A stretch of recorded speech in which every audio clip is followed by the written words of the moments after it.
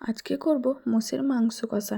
তো তার জন্য আমি প্রথমেই পেঁয়াজ, লঙ্কা, টমেটো, ধনেপাতা কুচি নিয়েছি। বাটিতে অল্প পরিমাণের মাংস নিয়ে নিয়েছি। এরপর গ্যাসেতে প্রেসার কুকার চাপিয়ে তেল দিয়ে তার মধ্যে সমস্ত কুচানো জিনিস আমি দিয়ে দেব। ভালো করে নাড়াচাড়া করব। বেশ কিছুক্ষণ নাড়াচাড়া করার পর যখন ব্রাউন কালার আসবে তখন তার মধ্যে নুন, লঙ্কা, হলুদ, ধনে গুঁড়ো, জিরে গুঁড়ো, তেজপাতা, আদা রসুন বাটা দিয়ে দিতে হবে।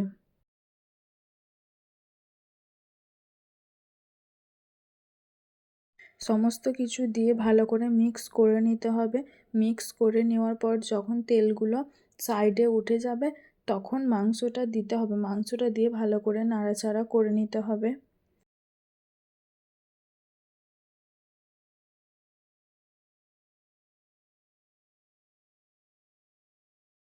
বেশ কিছুক্ষণ কষিয়ে নেওয়ার পর পানি দিয়ে দিতে হবে মাংসতে অল্প পরিমাণে।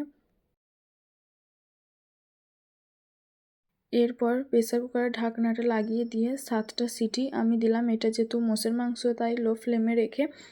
তো তারপর দেখতেই পাচ্ছেন আমার গরম গরম তৈরি হয়ে গেছে মাংস কষা। আর যদি ভিডিওটা ভালো লাগে তাহলে অবশ্যই ভিডিওতে like, comment, share and subscribe করে যাবেন।